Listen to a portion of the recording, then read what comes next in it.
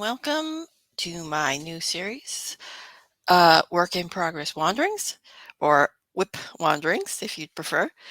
And this is the show where I'm going to be talking about my works in progress, and I have a lot of them, so stay tuned for a few episodes. On this one, I'm going to be talking about my Tales of the Norse Gods, Loki Saves the World. And this is a 5-story short novel. It's made up of 5 short stories, and all the stories tell one whole narrative. It's similar to what I did in my book Ruined City. Anyway, and the origins for this book came with a short story I wrote for one of the Christmas Lights anthologies. And I'll have a link in the description for that particular book if you want to check it out. And the original story was called A Twist in the Season. And it was a Yule story because this was a Christmas anthology, where basically Loki was a shopkeeper. He had to go out and save the Yule tree from a bad other god. I won't spoil who for the story. Um, and there were some ghost elves and a Valkyrie and a bunch of other things thrown in. And it's kind of humorous, kind of Christmassy sort of story. Anyway, and I liked the idea of it and the character, so I decided to expand it a little bit and to make a sequel story. When I was making the sequel story, I realized there was a lot of backstory that could be told about the way I was writing the character. So I decided to expand it into a little story collection. And so there's 5 stories. And the first story will be A Twist in the Season. I'm going to rewrite it a little bit, and I may make some changes in the character names. I had kind of given the ghost elves some nicknames, and I may change that. I may not. I'm still working on that, trying to decide. And then you're going to transition from that story, which is set in Victorian London originally, and then travels to the realm of the Norse gods to save the Yule tree. You're going to transition to one of Loki's backstories, which is the death of Balder, and that will be rewritten because the whole concept of the book is that Loki is actually the hero, and that all this bad press that he's gotten is just that, bad press. He hasn't done any of the bad things that the legends and the myths have said that he's done, and it's all been just propaganda on the part of his enemies. So you get the death of Balder rewritten from that point of view. And then you transition into the third story, which is him going to Helheim because the 3 ghost elves have been kidnapped. And I'll get back to that story in a minute because that's where the evil chicken comes in. And so after that story, I transition into the story of the Midgard serpent, whose name I will not pronounce because I cannot pronounce it.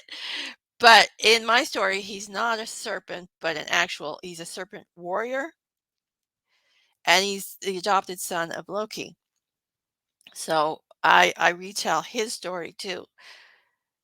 And then in the fifth story, because that was the fourth story, in the fifth story, I'm going to be telling the story of Ragnarok as it happens in the original Victorian time period, although it will be taking mostly in the realm of the Norse gods. Anyway, and that's where Loki saving the world comes in the last story. Now, I'm progressing pretty well so far in the stories. I've, of course, written the first one already. The death of Balder has been the first draft's mostly written, as with the Midgard serpent retelling. That one still needs some work on the first draft, but it's mostly done, and the Ragnarok tale is mostly written as well. However, the tale where Loki goes to Helheim to save the elves has hit a snag. And the snag is the evil chicken, or technically the evil rooster.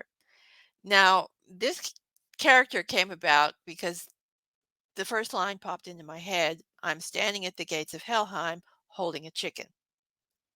Now, when that kind of a first line pops into your head, you run with it. And originally, the chicken was just going to be a joke, in and out of the story. That's it.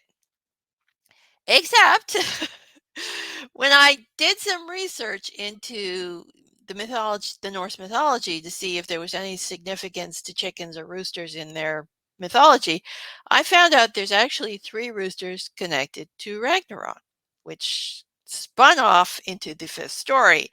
So now I'm stuck with an evil chicken or an evil rooster as a character. And the reason why it's holding my story hostage is because the stupid chicken will not tell me his motivation.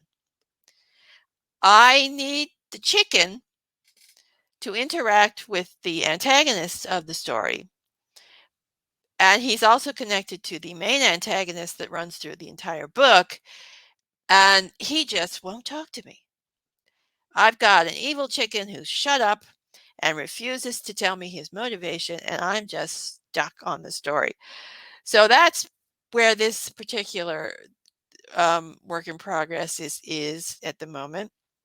I'm waiting on a chicken to talk to me.